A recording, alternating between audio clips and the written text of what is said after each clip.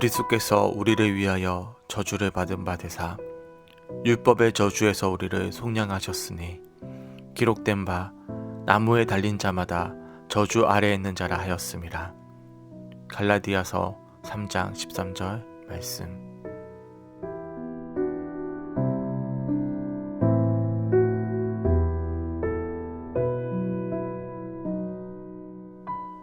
스위스에서 있었던 버스 기사에 대한 이야기가 있습니다.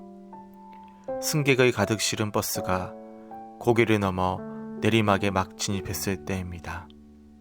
갑자기 브레이크가 파열되면서 비탈길의 급속도로 버스가 내려가기 시작했습니다. 위기 상황에서 버스 기사는 자신이 할 수 있는 모든 조치를 취해보았지만 버스를 멈출 수가 없었습니다. 당연히 버스 안은 아수라장이 되었고 모두 절망했습니다. 그렇게 브레이크가 끊어진 채 급속도로 내려가던 버스는 어느새 길 아랫마을에 다다랐고 길 위에 한 무리의 아이들이 노는 모습이 보였습니다.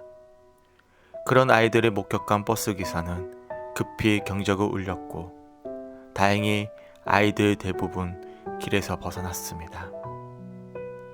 하지만 경적을 듣지 못한 한 아이가 여전히 길 위에 앉아 놀고 있었습니다. 버스 기사는 순간적으로 갈등했습니다. 승객을 살려야 할지 아니면 아이를 살려야 할지 두고 갈등했습니다.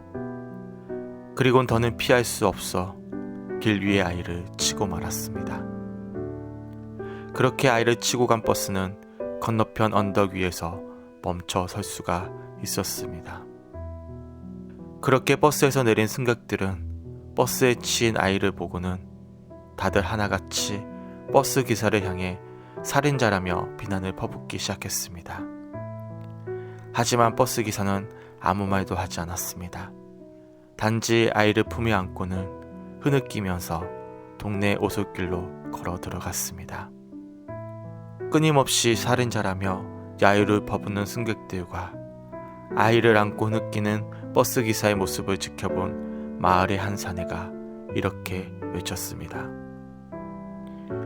모두 그만두세요. 소리 지르지 마세요. 저 아이는 운전기사의 아들이란 말입니다.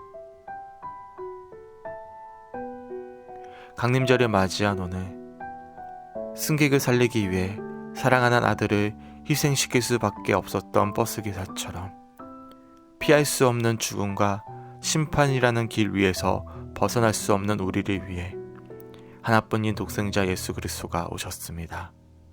그리고 이렇게 말씀하십니다.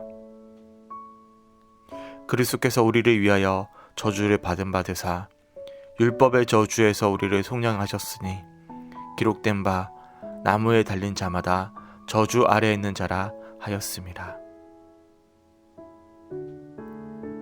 구약 성경에서는 나무에 달린 자마다 저주 아래에 있는 자라고 말씀합니다.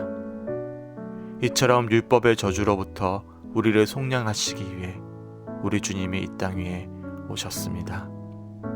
우리를 위하여 십자가 아래 저주를 받은 사람이 되신 것이었습니다. 피할 수 없는 율법의 저주, 영원한 죽음과 심판, 우리가 해결할 수 없는 문제들을 해결하시기 위해 이 땅 위에 오셨습니다. 그렇게 우리 가운데 오셨습니다.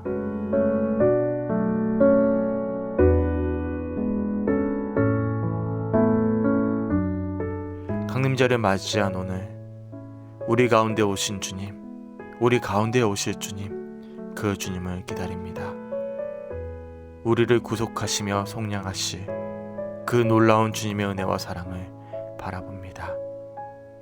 그렇게 오늘 하루 사랑받은 자로서 다시금 사랑을 갈망하며 그렇게 다시 오실 주님을 기다립니다. 우리 가운데 오신 주님, 오늘이라는 하루는 주님의 놀라운 사랑과 희생으로 주어진 값진 은총임을 돌아봅니다. 우리를 위해 이 땅에 오신 주님, 우리를 위해 십자가를 지신 주님, 우리를 위해 다시 오실 주님, 그 주님을 소망하면서 강림절을 맞이한 오늘 주님의 사랑과 은혜를 바라며 감사를 담아 한 걸음 더 주님께로 나아갑니다. 우리 가운데 오신 주님과 함께하게 하옵소서. 우리를 위해 우리 가운데 오신 예수 그리스도의 이름으로 기도합니다.